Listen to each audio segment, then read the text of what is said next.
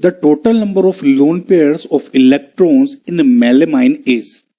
Now melamine का guys एक structure जो है वो कुछ इस तरह का होगा। देखिए आपको बनाना मैं सिखा दूं।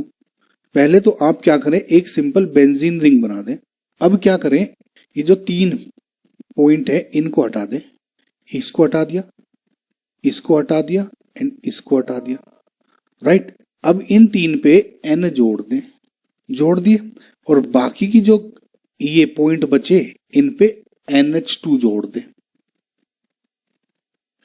ये आपका स्ट्रक्चर हो गया मेलेमाइन का। अब इस पे आपको लोन पेयर्स पूछे, सब में नाइट्रोजन दिया है। लोन पेयर बहुत आसान है बताना।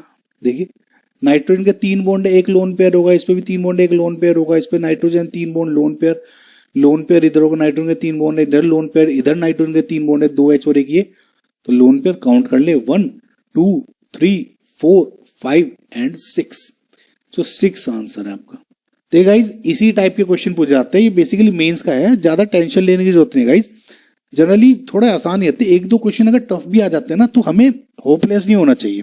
और वैसे भी बता दूं, जो स्टूडेंट सोच रहे होंगे मुझे स्ट्रक्चर कैसे याद होगा, नहीं पता होगा गाइज, यहीं पे आपके प्रीवियस ईयर्स काम आते हैं। देखिए प्रीवियस ईयर्स अगर आप जेई की तैयारी कर रहे हैं या नीट की तैयारी कर रहे हैं तो आपको सिर्फ उन्हीं पेपर्स को नहीं करना चाहिए कि जो सिर्फ जेई सपोज आप जेई पढ़ रहे हैं तो सिर्फ आप जेई के एग्जाम्स पढ़ रहे हैं, आपको नीट के भी करने चाहिए। जो प्रीवियस, जैसे पहले AIEEE होता था या एम्स के जो प्रीवियस ईयर्स पेपर्स थे उनको भी सोल्व करना चाहिए। क्योंकि गाइज ये सारे पेपर्स है ना, ये आपस में ही कुछ क्वेश्चंस या टॉपिक या कुछ इस टाइप के बोरो करते रहते हैं।